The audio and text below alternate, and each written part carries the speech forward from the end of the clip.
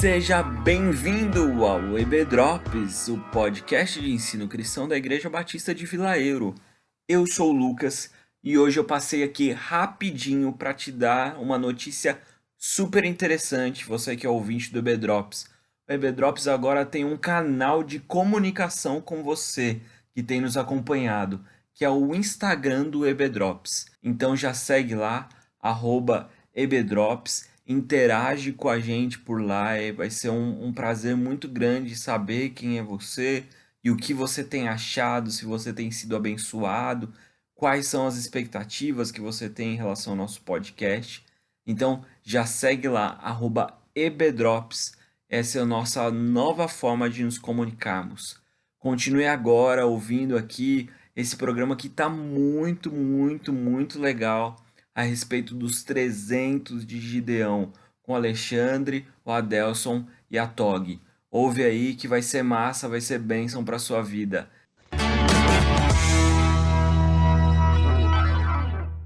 Nós estamos hoje no 22º episódio do nosso EB Drops e vamos falar hoje sobre os 300 improváveis, a vida de Gideão. Eu sou Alexandre e diria para vocês que improvável era que vocês me vissem como o host desse programa. Fala galera, aqui quem fala é o Adelson. É um prazer estar com vocês em mais um EB Drops. E lembre-se, para enfrentarmos uma grande batalha, não precisamos de um grande exército. Basta estarmos com Deus à nossa frente e seremos vitoriosos. Oi gente, aqui é a Tog.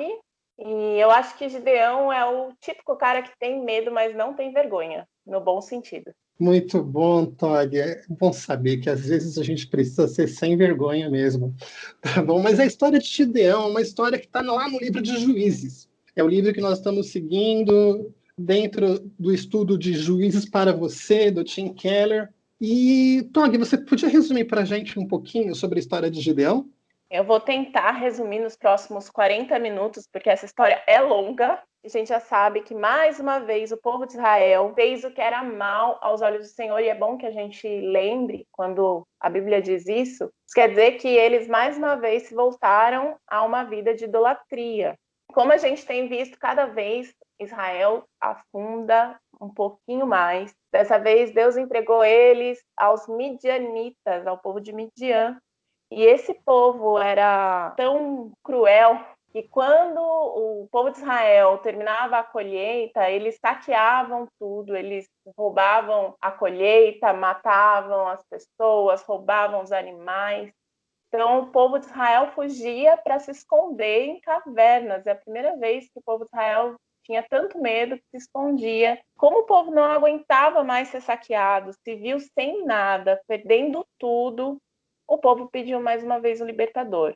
Só que dessa vez, antes de levantar o libertador, Deus levantou um profeta que trouxe para eles uma palavra que não foi tão legal. Ele mostrou que o povo, mais uma vez, estava servindo a outros deuses, mais uma vez, sendo idólatra. Só depois disso que o Senhor levantou o libertador Gideão. O próprio Senhor, o anjo do Senhor, foi falar com Gideão, que estava lá escondidinho numa caverna. Ele estava debulhando milho, com medo de alguém chegar, e Deus falou para ele que ele era o guerreiro corajoso que ia libertar Israel. Gideão duvidou, Gideão não acreditou, pediu a primeira prova. Se ele fosse realmente o anjo do Senhor, ele queria trazer uma oferta. Depois de confirmado, Gideão ele fez mais 2 provas. Para ter certeza mesmo, Gideão queria saber que era Deus que estava chamando ele e que Deus que ia libertar o povo de Israel usando a vidinha dele. Primeiro ele pegou uma porçãozinha de lã e orou pedindo para que naquele dia somente a lã fosse molhada com sereno e em volta tivesse tudo seco. No dia seguinte estava a lã lá bem molhada e tudo em volta seco.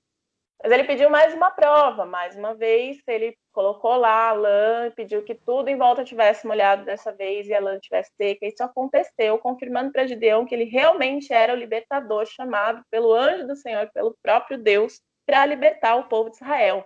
Deus falou com Gideão, né, que ele era o libertador, e mandou que ele acabasse com os ídolos no meio do povo. E Gideão fez isso com certo medinho, porque é o cara que tem medo de manter vergonha. Ele esperou os judeus dormirem.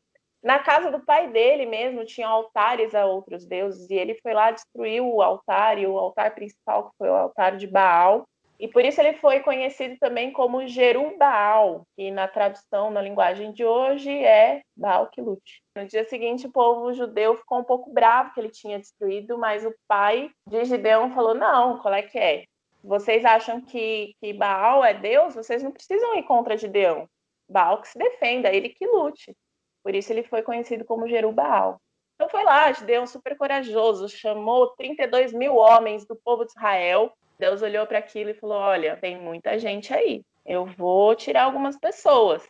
Primeiro você manda para casa aqueles que estiverem morrendo de medo. Nessa primeira saída já foram embora 22 mil homens. Deus olhou e falou, olha, ainda tem muita gente aí. Faz um teste, pede para os homens beberem água no rio. Quem pegar água com a mão e lamber, pode ficar. Quem se ajoelhar para beber água, vai embora. Sobraram apenas 300 homens para vencer essa batalha. Algo que parece realmente improvável. 300 homens para vencer todo o exército midianita. Gideão foi, e mais uma confirmação o Senhor Deus deu a ele, para que ele soubesse que realmente era ele que estava com Gideão. Deus mandou que ele fosse até lá o exército e escutar o que estava acontecendo por lá. Quando ele desceu até próximo à barraca lá do exército, ele escutou 2 soldados conversando. Um deles falou que teve um sonho, que um pão de cevada veio pelo monte e acabou com a barraca dele. O outro interpretou o sonho dizendo, isso quer dizer que Gideão vai acabar com a gente. Então Gideão teve convicção de que Deus estava com ele. E teve uma estratégia muito boa. Ele dividiu aqueles 300 em 3 grupos diferentes. Cada soldado tinha uma trombeta e uma tocha. No sinal de Gideão, todos os soldados tocaram sua trombeta, quebraram um vaso, esqueci do vaso, hein? Quebraram o vaso e estavam lá com as suas tochas. Eles fizeram isso no momento da troca de guarda. Dentre os soldados midianitas, no exército de Midian, provavelmente eles tinham uns 3 turnos de guarda. Então, no momento que Gideão fez isso, tinha um grupo que estava voltando para casa com a arma na mão, tinha um grupo que estava chegando lá de vigília e um grupo que estava acordando. Eles ficaram tão atordoados, o barulho foi tão grande que eles começaram a lutar entre si. Eles mesmos se mataram. Gideão, ele não teve que mover uma espada para matar os... Até porque ele nem tinha espada, né, coitado? Mas ele não teve que mover um fio de cabelo para matar, eles mesmos se mataram através da estratégia que Deus deu para ele. Ele voltou vitorioso.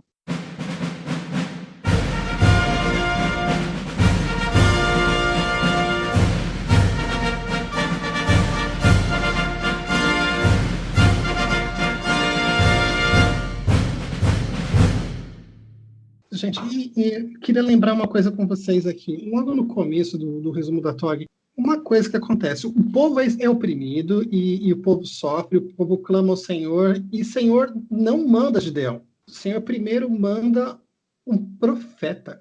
Que história é essa, Adelson? Você pode falar um pouco sobre isso? Então, realmente, pela primeira vez, né, na história aí do livro de Juízes, nós vemos que o Senhor, primeiramente, antes de levantar o seu juiz, ele envia um profeta ao povo. E o profeta começa a aplicar um sermão ao povo israelita, para que esse povo primeiro enxergue o porquê que eles precisam ser resgatados. E também para que o povo israelita possa, no futuro, apreciar a sua libertação. Os israelitas precisavam enxergar aonde a idolatria deles os fizeram chegar, né? Porque toda aquela opressão, na verdade, vinha da idolatria na qual eles estavam vivendo. Nós vemos que os israelitas, eles não se arrependiam verdadeiramente do seu pecado. Eles apenas sentiam remorso pelas suas atitudes e não arrependimento sincero. E por isso nós vemos esse ciclo sempre se repetindo e a palavra sempre enfatizando, né? Que eles voltaram a fazer o que era mal aos olhos do Senhor. Então nós vemos que o objetivo de Deus, através do profeta, era levar o povo israelita a ultrapassar do remorso até chegar a um verdadeiro arrependimento. E aí é interessante nós pensarmos no seguinte, puxa, mas como diferenciar o remorso do arrependimento? Então nós vemos primeiramente que o remorso ele nos leva a ter uma visão horizontal, ou seja, uma visão regida pelo nosso ego. A pessoa, quando sente remorso, o povo israelita, eles ficavam tristes ou aflitos pelas consequências que o pecado trazia para a vida deles, ou seja, aquela opressão, a perda dos seus bens, a falta de liberdade que eles tinham. E neste caso não havia mudança de atitude, porque o povo mudava ali por um pequeno período e depois voltava às mesmas práticas. E o que o Senhor queria? O Senhor queria produzir neste povo um verdadeiro arrependimento. E o arrependimento, ele nos leva a uma visão vertical, ou seja, olhar para Deus. Ele nos faz enxergar que nós estamos rejeitando a natureza redentora do nosso Criador. O verdadeiro arrependimento, ele nos faz enxergar a perda de intimidade com o Senhor. E nos dias atuais, né, nos nossos dias, nós podemos dizer que o verdadeiro arrependimento, ele nos faz olhar para a cruz de Cristo e nos faz nos lembrar do sacrifício que o nosso Senhor fez e a não banalizar esse ato de amor que Jesus teve por nós. O verdadeiro arrependimento, ele nos leva a uma mudança de atitude, ao abandono total do pecado. Então era isso que o Senhor queria produzir na vida daquele povo através do profeta. A necessidade real de mudança, de arrependimento verdadeiro, de abandonar a idolatria e realmente servir ao verdadeiro Deus. Puxa, que legal, Adelson. Assim, essa diferenciação que a gente tem que colocar, né, de saber trabalhar a diferenciação do que é arrependimento para o que é remorso, né? Essa ideia que você colocou do remorso, que ele se vira só para as consequências do pecado, enquanto que arrependimento é algo absurdamente mais profundo. É uma coisa que a gente traz para a gente hoje, né? Sim, totalmente aplicável aos nossos dias. Não é só o povo de Israel, mas a gente também, no nosso dia a dia, na nossa prática, que às vezes Deus levanta para a gente pessoas tais qual esse profeta, que ajudam a apontar a nossa necessidade de arrependimento. É verdade, Alisson. E uma outra peculiaridade do texto, ainda dentro do capítulo 6, tem uma hora que, se você ler o texto no primeiro momento, você vê que o anjo do Senhor chama Gideão de poderoso guerreiro. E aí eu queria perguntar para Tog, isso foi ironia de Deus, do anjo do Senhor, ou isso quer dizer alguma coisa mais profunda? O que você acha sobre isso? Na minha tradição, eu acho muito legal, que é a nova versão, está traduzindo como guerreiro corajoso, que parece que contrasta com todas as situações que vêm depois de medo. E uma das referências que a gente tem também, que a gente tem usado, são as aulas da Escola do Discípulo. E o Felipe Breder, ele fala algo que eu achei muito interessante para esse capítulo. Nós somos o que Deus diz que nós somos. Então, aos olhos do povo, aos olhos do próprio Gideão, e ele dá várias desculpas ali, né? Dizendo que não, eu sou o menor dos menores, eu sou o menor da menor tribo do povo de Israel. E todas as situações que se apresentam diante dele, e aos nossos olhos são situações que demonstram que ele é medroso, Deus diz que ele é corajoso. Deus diz que ele é um guerreiro corajoso. E ele se mostra um guerreiro corajoso sendo usado por Deus e vencendo essa batalha contra os midianitas com uma estratégia de guerra, mostrando que Deus ele faz com que as situações nos ajudem a agir, tirem o melhor de nós. Não está em nenhum manual de guerra, o Keller fala, né? Como assim? Eu vou diminuir os soldados para ir para uma guerra?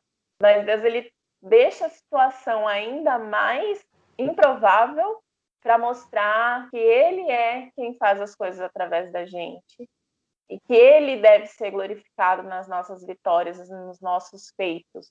Ele era, sim, um guerreiro corajoso através daquilo que Deus podia fazer na vida dele, através da vida dele, mesmo com as circunstâncias sendo as menos favoráveis para ele.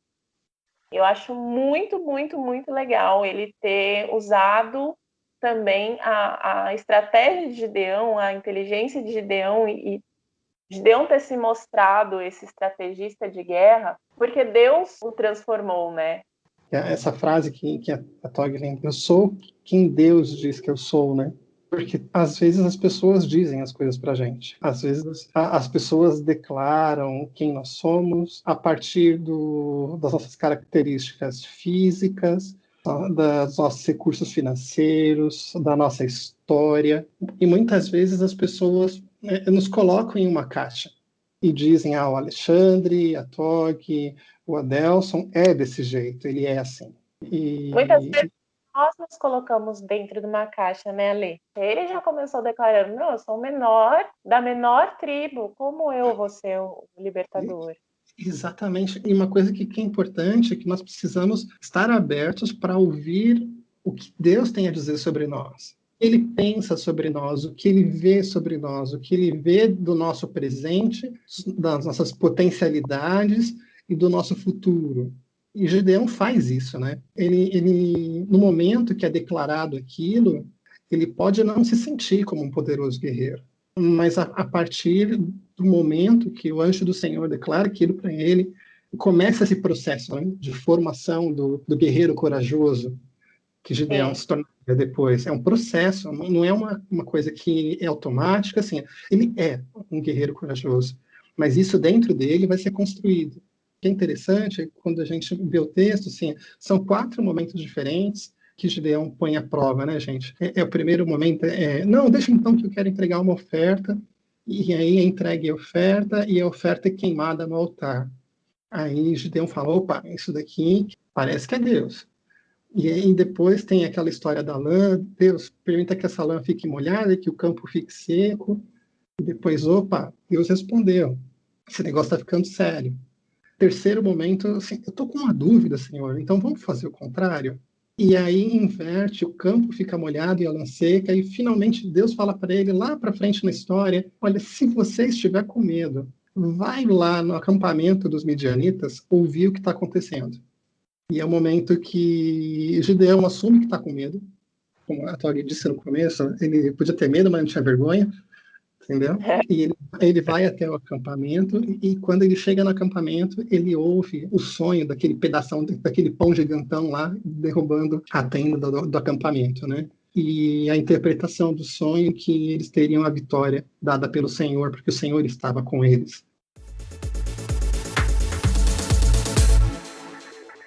O que é interessante é que, no primeiro momento, do ponto de vista de quem conhece a história de Gideão, nós julgamos Gideão.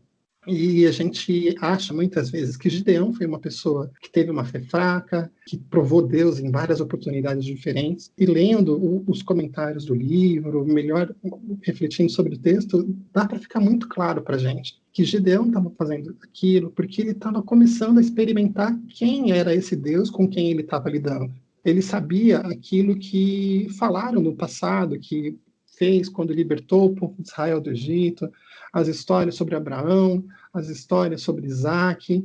Essas histórias ele conhecia. Mas o Deus de hoje, o Deus que agia, esse Deus ele não conhecia. E quando esse Deus é apresentado a ele, ele precisa experimentar Deus. Então, nesse ponto, eu não consigo condenar Gideão, porque quando nós nos colocamos no lugar de Gideão, eu me pergunto, será que eu faria o que Gideão fez? Será que eu derrubaria o poste de Baal?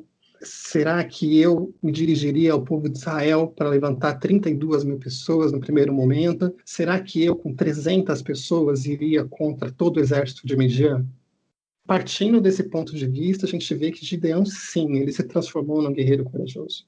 E hoje nós temos exemplos bíblicos. A gente tem o exemplo de Gideão e a gente tem diversos outros exemplos bíblicos que nós podemos aprender com eles dentro da palavra de Deus e ter uma noção de quem é esse Deus que quer conversar conosco, que quer se relacionar conosco. É muito interessante. Quando a gente pode se debruçar no texto bíblico, quando a gente pode voltar para a palavra do Senhor, e quando a gente pode meditar na palavra do Senhor, a gente começa a aprender muito mais sobre quem é esse Deus. Essa oportunidade Gideão não teve, nós temos. Está à nossa disposição.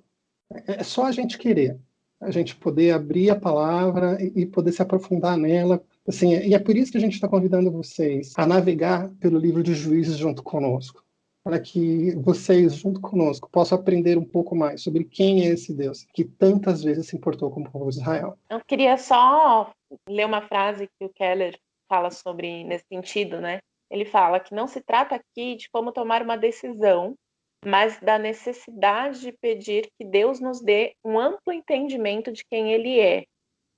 Que às vezes as pessoas confundem essas provas, que Gideão estava decidindo se ele ia ou não. Não, ele já tinha decidido que ele ia, mas ele queria saber quem era o Deus que estava com ele. E trazendo para a gente, hoje a gente não precisa fazer provas desse tipo. Como você disse, a gente tem a Bíblia. Às vezes as pessoas confundem e falam, eu tenho que decidir, não sei, se eu caso ou não caso, se eu mudo de trabalho ou não mudo de trabalho. Sim. Colocar mais a lã. Você não vai orar pedindo, ai Deus, então se amanhã acabar a quarentena, quer dizer que eu tenho que ir trabalhar. Se não acabar, eu vou pedir as contas.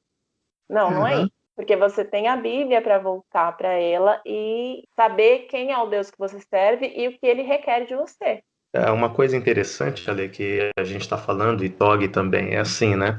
Hoje não, digamos assim, não dá para viver o cristianismo sem estudar a palavra de Deus, sem estudar a Bíblia. Quando nós vemos o Senhor falando com Gideão e chamando ele de poderoso guerreiro, é porque Deus já olhava Gideão com um caráter transformado, um caráter forjado pelo próprio Senhor. Ou seja, Deus sabia até onde ele ia levar Gideão, o Senhor sabia o trabalhar que ele ia realizar na vida de Gideão. E hoje Deus faz esse mesmo trabalho em nós através do quê? Da sua palavra, né? Conforme nós vamos estudando, Deus vai moldando o nosso caráter. Nós vamos absorvendo os valores que o Senhor quer para a nossa vida. E vamos abandonando o pecado, vamos sendo forjados pelo Senhor também. Então, estudar a Bíblia é algo que é implícito à vida de cada um de nós cristãos, né? É impossível você se chamar de cristão sem ter uma vida de estudo bíblico. Gente, a história de Gideão, para mim, ela é a segunda vez para mim que, assim, que a história de Gideão me impacta. A primeira vez foi num sermão lá da nossa igreja, que assim, Lucas, a gente está falando de você, tá bom? Que foi um sermão apaixonado sobre a vida de Gideão. E a segunda é com esse texto do Tim Keller, que é um texto absurdamente aprofundado. E uma das ideias que me chamam a atenção é aquela ideia que Gideão, dentro desse processo de preparação, desse processo dele conhecer melhor esse Deus com quem ele estava se relacionando, Gideão resolve atender o chamado do anjo do Senhor e ele derruba o altar de Baal. Ele pode ter feito isso à noite, ele pode ter feito isso escondido com os servos dele, mas ele resolve tirar a idolatria da vida dele. E uma das coisas que é importante é que muitas vezes na nossa vida a gente sabe que Deus existe, a gente acredita que Deus existe, nós sabemos que Ele é um Deus poderoso, nós sabemos que Ele nos ama, que Ele é misericordioso, mas ao mesmo tempo nós adoramos um outro Deus. A gente tem dentro da nossa vida, dentro do nosso dia a dia, do nosso cotidiano, outras coisas que estão no centro da nossa vida, no centro do nosso coração, que nos chamam a atenção e que nos desviam de uma vida cristocêntrica, de uma vida teocêntrica. A gente deixa de ter Deus no centro, no controle dos nossos afetos, dos nossos desejos, e permite que outras coisas, às vezes pode ser um relacionamento, às vezes pode ser o trabalho, ou os desejos financeiros. Isso assume um lugar na nossa vida que deveria ser exclusivamente de Deus. E a vida de Gideão era assim, até o capítulo 6. Porque a partir do momento que ele derruba o altar de Baal, as coisas começam a mudar na vida dele. E a vida dele começa a ser transformada e modificada, mas ele passa por esse processo de escolha, por um processo absolutamente decisório da parte de Gideão, de chegar e falar, chega, Baal não está mais na minha vida. E eu não sei, na sua vida, de você que está ouvindo a gente agora, o que pode ser que esteja te atrapalhando no teu relacionamento com Deus. O que pode estar no centro da tua vida junto com o Senhor. Mas da mesma forma que o anjo do Senhor chega para Gideão e fala, derruba o altar, ele também fala isso para mim, ele fala isso para você.